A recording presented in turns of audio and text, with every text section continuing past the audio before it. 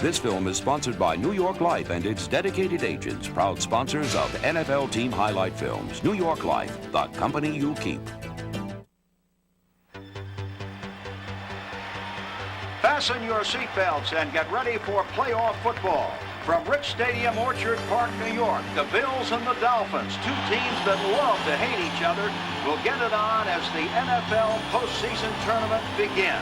It's roll call time. Roll call, roll call. Let's go, let's go. Let's go, Billy. On December 30th, 1995, the Buffalo Bills trampled the Miami Dolphins in the first round of the playoffs, setting an NFL rushing record in the process.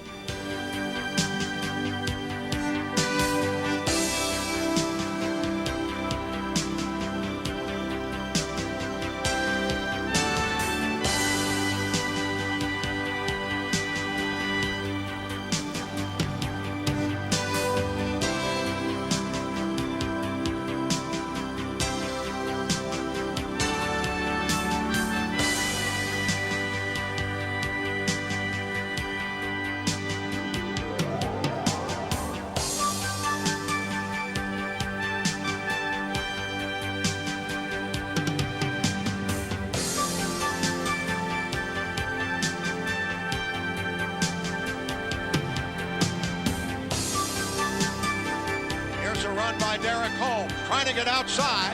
He breaks a tackle at the 20. He gets to the 15. He's at the 10. He's at the 5. He's in for the touchdown. What a great run. Buffalo racked up 341 yards rushing and rang up 27 points before Miami could score it all. Wants to go long. He's got it. He's got it. Touchdown. Steve Tasker on the reception. The Buffalo defense matched the offense, a pair of perfect performances under postseason pressure. Again, Marino shotgunning. And a high snap, and the Bills get the ball.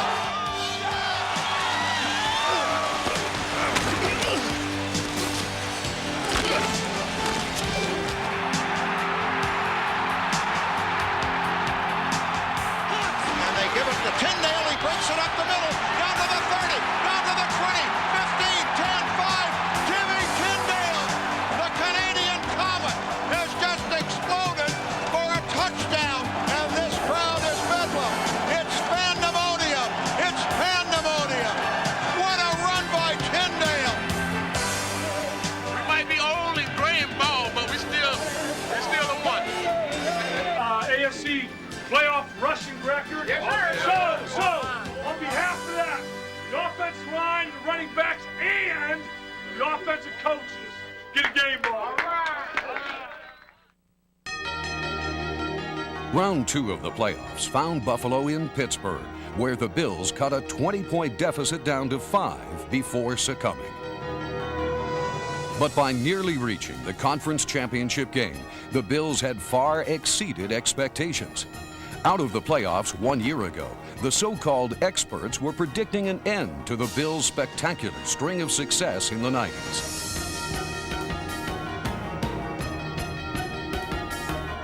'95 was to be the winter of their discontent. Head coach Marv Levy faced a season of rebuilding, the experts said, and it looked like they were right when the Bills scored just 7 points and lost on opening day. But reports of the Bills' demise were a bit premature. Kelly drops back in the pocket. The blitz is on. He runs up the middle and throws and is caught at the 35, 40, 45. Copeland midfield down to the 40, down to the 30, down to the 20, and in for the touchdown. The 77-yard pass and run. Russell Copeland. In sunny skies or stormy weather, the Bills found a way to win and won 5 straight games. Running right, and he is headed for the end zone, and he drives in there. Flag on the play. Fumble, and it's recovered in the end zone by the Bills. Let's see who got the ball in there. Carwell Gardner. How do you like that? A national television audience saw Steve Christie boot the Bills to a win over the Browns. Here's the kick. It's on the way. This one is up, and it is good. And the Bills, with 5 seconds to play, have taken a a 22-19 lead. Do you believe it? 1 week later, Christie tied a team record with 5 field goals. And this team that was going nowhere had gone instead to the top of its division. The win over the Jets was a landmark victory for Marv Levy. So let's relive the occasion with Marvin Daniel Levy, a genuinely nice man, passionate about every element of the game he loves. Hey guys, where else would you rather be? Where else would you rather be? Remind everybody, no offside. Long count, no offside. Remind them. Ah, damn it. He burped them offside. He burped them offside. Fumble, fumble, fumble. What kind of a fair kid signal is that? He gave a signal at the last split second. What kind of a call is that?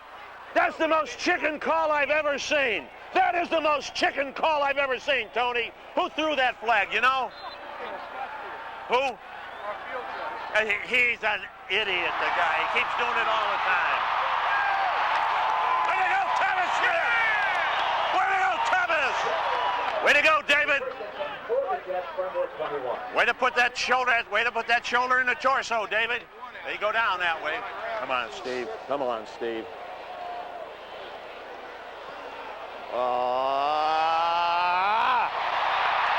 Ladies and gentlemen, should the score hold and the Bills win today, it would be Marv Levy's 100th victory. The 14th coach in NFL history to win 100 games with one team. You were there for all of them. You were there for all of them. You were there for most of them, Jim. Congratulations, Coach. Thank you. Jimmy, you were there for all of them. Thank you. Thank you. Hey, thank you, John. Thank you very much. Thank you. Hey, Bruce, you were there for all of them. Congratulations. Thank you. Thank you very much. Thank you. Hooray for Marv, he's a horse's ass. Thank you, fellas. Thank you. In their win over the Jets, the Bills left part of their offense on the field. But the ability to overcome any and all obstacles was to be the hallmark of this team. Against New York, wide receiver Andre Reed went down with an injury. It was a big loss, but frowns turned to smiles when former free agent Bill Brooks more than filled the void. In his first start, Brooks caught 2 touchdown passes as the Bills won their 5th straight. Kelly wants to throw. Now fires. He's got a man wide open. Brooks at the 5. He dives. Touchdown. During one incredible streak, Brooks tallied 7 straight and 8 of the 9 touchdowns that Buffalo scored. And he set a new team record with 11 touchdown receptions.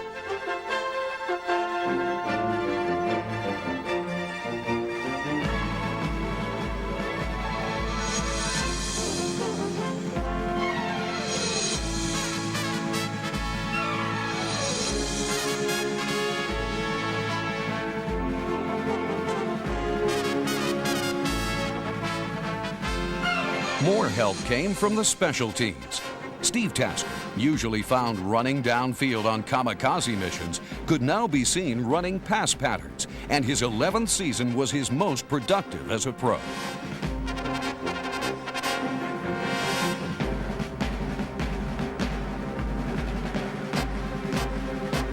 Steve Tasker typified the spirit of the Bills, a player who came up big when his team needed him most. The special team standout had career bests in catches, yards, and touchdowns. He became an integral part of the Buffalo offense, although special teams also has its rewards. We're extremely proud and pleased for Mark Pike.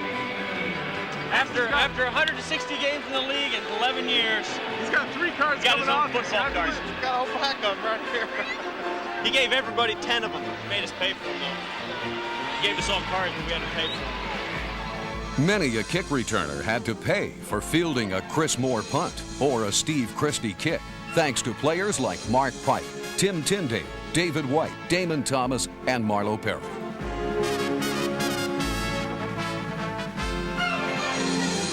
Many of these players would be called on to replace fallen teammates, and even assistant coach Elijah Pitts moved up when Marv Levy had to leave the team for 3 weeks due to surgery. The Bills' trip through a minefield continued against the Patriots when Thurman Thomas was injured and Buffalo lost. With several skill players scuttled, the Bills were beaten again the next week. But from that point on, the offensive line took up the challenge. Led by 10-year veteran center Kent Hull, Buffalo's offensive line formed an impenetrable wall around quarterback Jim Kelly and kept him healthy. In 1995, Kelly took every snap that mattered. The offensive line danced a big man's ballet, and running backs often found themselves free in the secondary. Buffalo's bread and butter is called the counter trade. It calls for the offside guard and tackle to pull and lead a runner around the flank.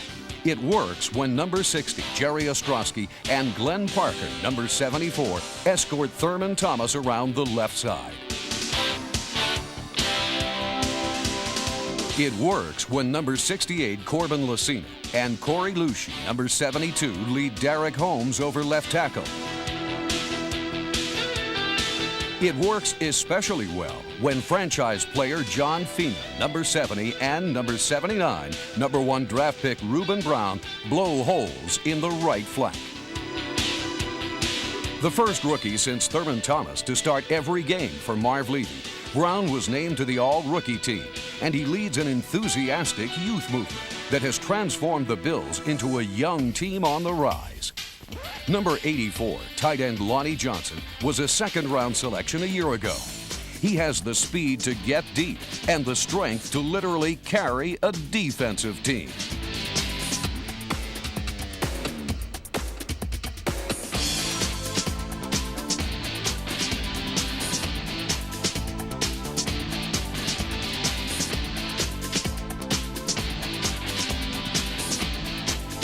'95 fourth-round pick Tony Klein gave the Bills double tight end formation, triple threat tight ends. Both can run, block, and catch. Co-fourth-round selection and teammate at Stanford, Justin Armour brings youth to the wide receiver corps. Second-round selection Todd Collins from Michigan saw action in 7 games.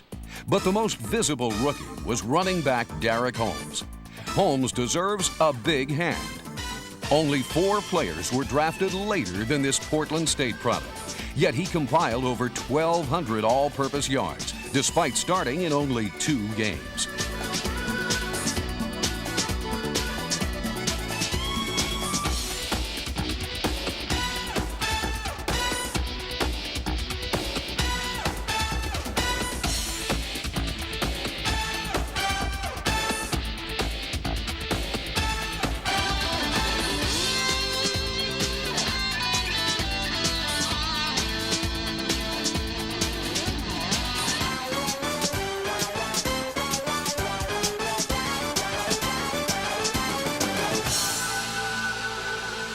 Holmes was another player who stepped it up by taking the sting out of the loss of Thurman Thomas, who, despite missing several games due to injury, became the Bills' all-time leader in touchdowns and 100-yard rushing games.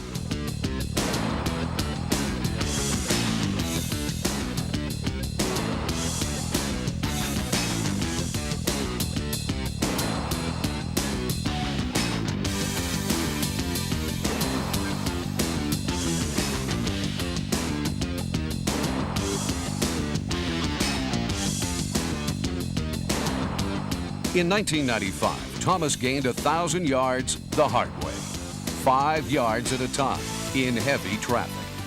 Though injury limited him to 12 games plus 7 carries, Thomas became just the 3rd player in NFL history to have 7 straight 1,000-yard seasons. After 8 years in the league, Thurman Thomas remains one of the NFL's most exciting and versatile performers.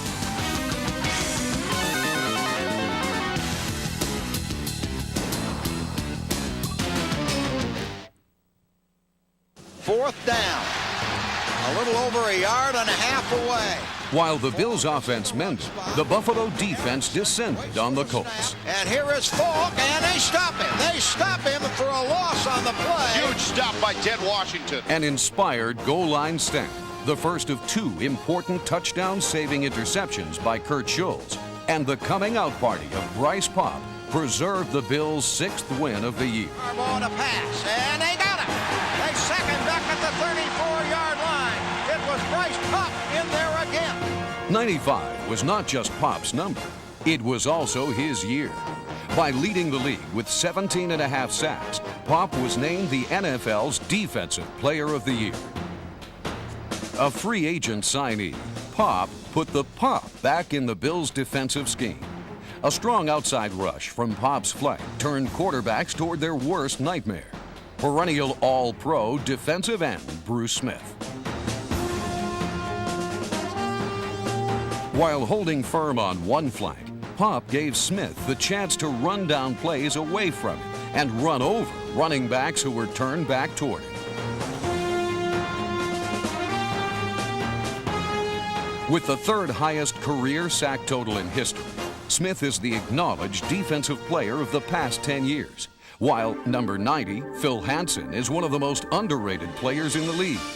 Providing pocket pressure in the middle, Hansen had 10 sacks in 1995.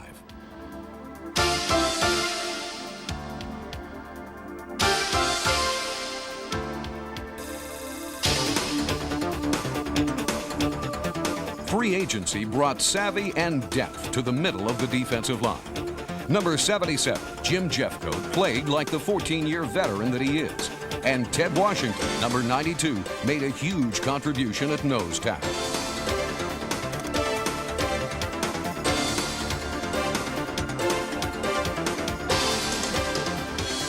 Because he can rush the passer, Washington ran stunts with Smith, tying up better pass-blocking offensive linemen so that Smith could beat a guard or center.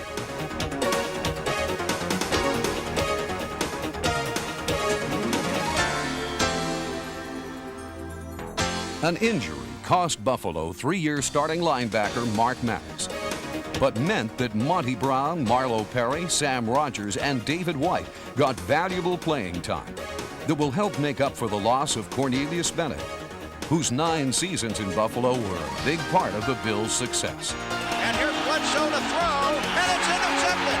Return to the 40, 45, midfield. Cornelius Bennett on the interception. It is pandemonium at Rich Stadium. In the secondary, number 1 draft pick Jeff Burris, number 1 selection Henry Jones, Kurt Schulz, and another number 1 pick, Thomas Smith, number 28, started the season. Jones is the old man of the group, having just completed his 5th season.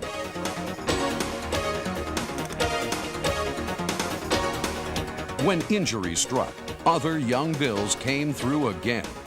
When Burris went down, rookie Marlon Kerner, number 46, was ready. Free agent Greg Evans, number 41, tightened the slack when Kurt Schulz was lost. Despite missing 3 games, Schulz, number 24, led the team in interceptions. But no matter who played in the secondary, beating the Bills' pass defense was like escaping a spider's web. Buffalo DBs simply stuck to their men and snatched most things that carelessly flew through their lair.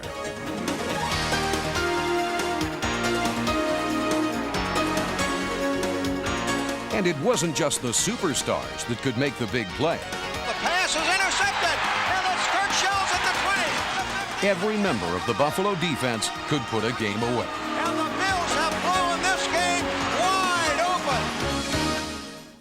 open. Most of the cast, including Marv Levy, was back as the Bills at 6-3 began the stretch drive. The supposedly brittle Jim Kelly had been there all along, fashioning a fine season.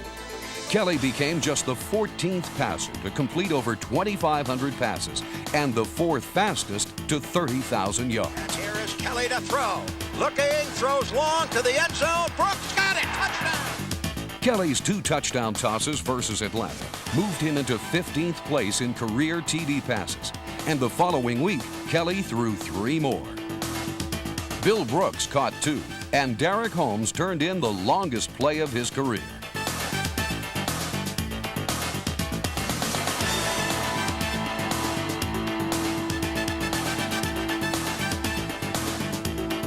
Thurman Thomas was as good as new, but an 18-point lead shockingly shrank to 2, and the game came down to 1 play.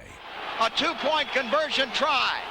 Esiason, he fires it, it's broken up, and the Bills win the game. The next week, Buffalo gave up 22 fourth-quarter points and lost. Against the defending champion 49ers, the Bills cut a 10-point deficit down to 3 with 11 minutes left in the game, but came up just short. Their cushion was deflated as Buffalo's record slipped to 8-5, needing to win their next 2 games to win the division. So the Bills put on their game faces, and the Rams never had a chance. Bruce Smith moved into 3rd place on the all-time sack list and led the defense. The offense soared to its highest output of the season. Here's Holmes off the right side. He's at the 30, the 25, the 20, the 10, the 5. Touchdown for Derek Holmes. Kelly to pass. Looking. He throws. And it is Tasker. He's got it. Touchdown. Turn out the lights. The party's over. And the celebration could begin with one more win, continuing the Bills' startling string of success in the 90s. Game day program. Game day program, Jim. Bring us a big title back to Buffalo, baby. Where it belongs. Great day for football. A lot of hard hits going to be out here this afternoon. Sit back, relax, and enjoy it. Go Buffalo! Go Buffalo!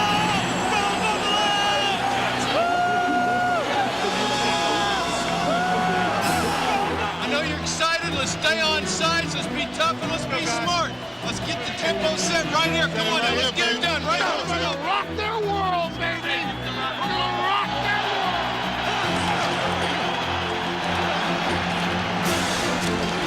They got it now. They sacked it. And guess who? Number 95, Bryce Kopp.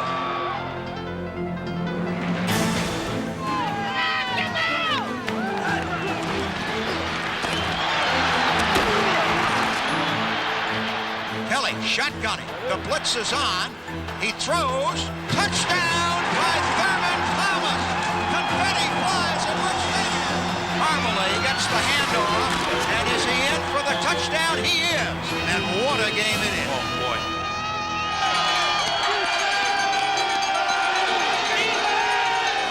Again, Marino shotgunning. Back the throw.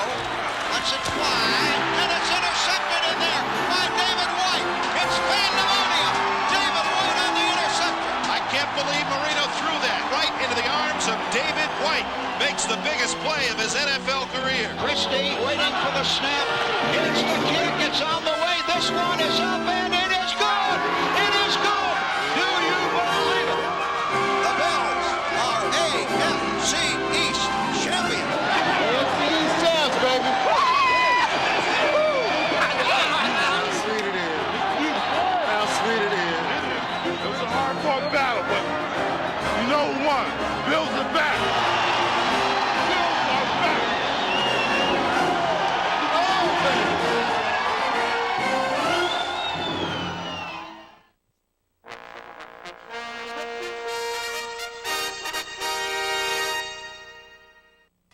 We had guys from the south, north, from the streets, and what we did, we had a team meeting and say, okay, let out your prejudice. Let us know whether you like blacks. Let us know. What's your prejudice? And everybody know. I said, okay, that is out of the way. Let's go play football. The team was made up of a bunch of misfits. They put me in offense once, and my mother called up and said, no, he's a defensive player. Now, Sistak was a tight end, had bad knees, but he made him a defensive tackle. Dunaway is partially blind in one eye. McDowell suffered from migraine headaches, and the New York newspaper named us the Formidable Four. The AFL Bills started kind of a different trend and that was overall size and also an emphasis on defense. They were big and cumbersome, but effective. You know, they're fast enough to be effective. And there started to be, I thought, more of an emphasis on getting your great defensive players to be, or your great football players to be on the other side of the ball. It was basically a defensive team that won with conservative offense at a time when the AFL was often derided as basketball and cleats. They were a club that definitely went for defense. It was not much of an offense, but a great defensive club. And those defensive guys would tell us offensive guys, look, score, will you? Get a touchdown. Enough of this mess. So that we had extra encouragement from the defense. On offense, we had Jack Kemp, who was our quarterback. Jack had a tremendous arm, very strong arm. We had a wide receiver by the name of Albert Davignon. We nicknamed him Golden Wheels. I mean, he ran as fast as he had to get open, and he got open most of the time and caught an awful lot of touchdown passes. Cookie Gilchrist was our fullback, and Cookie was, in addition to being strong and fast, he was tough and mean. You rarely see that in a big guy. He ran over a linebacker and knocked him out. And they called timeout. He just literally ran over him and knocked him out. They called timeout. And as we're standing there waiting for them to get this guy revived, Cookie pointed to another player on the Boston team and said, "You're next." Cookie Gilchrist, to this very day, is the greatest pound-for-pound, position-for-position player, perhaps all-around player the Bills have ever had. And he was at his very best, I thought, in 1964, when they went to the championship. He was the power behind the power game. The mood was electric because the Bills had never come that far. The crowd was yelling the whole game, and they might have been standing for the whole game, and it was wild. When San Diego took that 7-0 lead, most of the press said, okay, they're going to dominate here. This is probably going to be 2-3 touchdown margin of victory. And Mike Stratton changed all that. Tobin Rote threw the ball high, and Keith Lincoln had to jump up to get the ball. Mike Stratton, who was my outside linebacker, hit Lincoln and broke 4 of his ribs. All you could hear was the thud of the pads. Mike Stratton driving in for the perfect tackle. We knew that there'd be no getting up. When Stratton made the hit, it was like a surge of adrenaline through the entire Buffalo team. You could just sense that it was all over for the Chargers. The fans felt it, we felt it. The whole team was electrified, and it kind of gave us some impetus to go back and win the game. Came back and was just pounding and pounding. We just beat the crap out of them. That's the truth. And they just pounded away, nothing fancy, and they just blew it right into the end zone. And it was another statement maker that we don't need to be as flashy as you are. We can do this one step at a time, and that one step will be right on your head.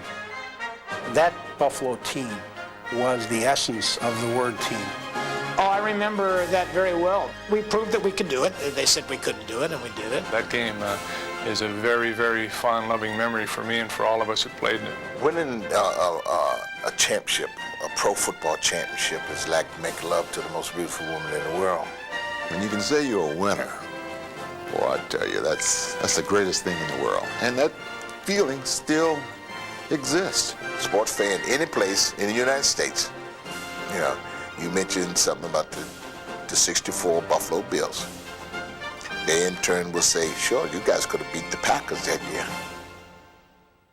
Good afternoon, everyone. This is Van Miller in Orchard Park, New York, and the road to the Super Bowl goes through Rich Stadium. It is the Bills and the Raiders looking to trade the cold and the snow of Western New York for a trip to the balmy breezes of Florida and the Super Bowl in Tampa. Yeah! Going all the way! Yeah! With patriotism in the air, a record-rich stadium crowd saluted its team in the biggest game in franchise history. And on this day, nothing would stop the red, white, and blue of the Bills from reaching its goal. Listen, guys, there's no place else you'd rather be than right here, right now. When it's too tough for them, it's just right.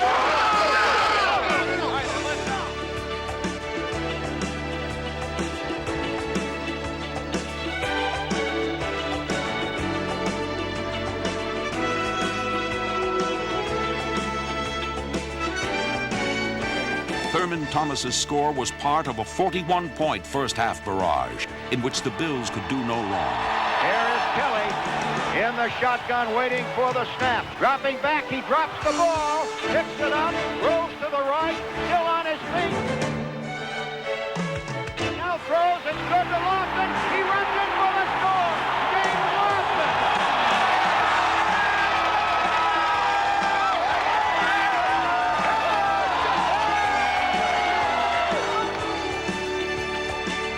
This was Buffalo's finest hour. A quarter of a century of waiting that paid off in one afternoon of near perfection.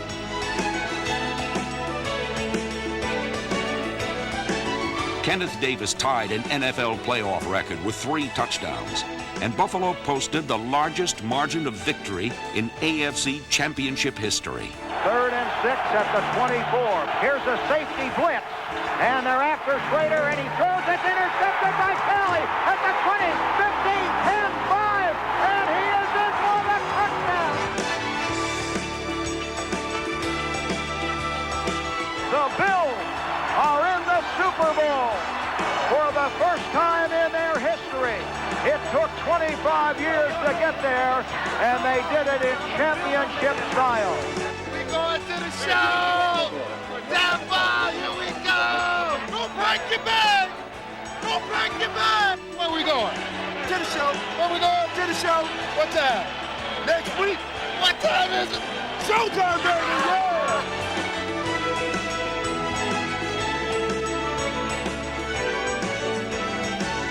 In football's silver anniversary Super Bowl, Buffalo put on a sterling performance.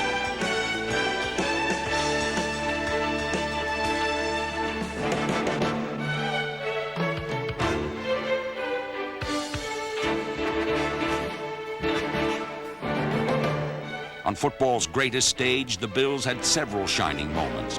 But Thurman Thomas's 135 yards rushing made him the game's brightest star.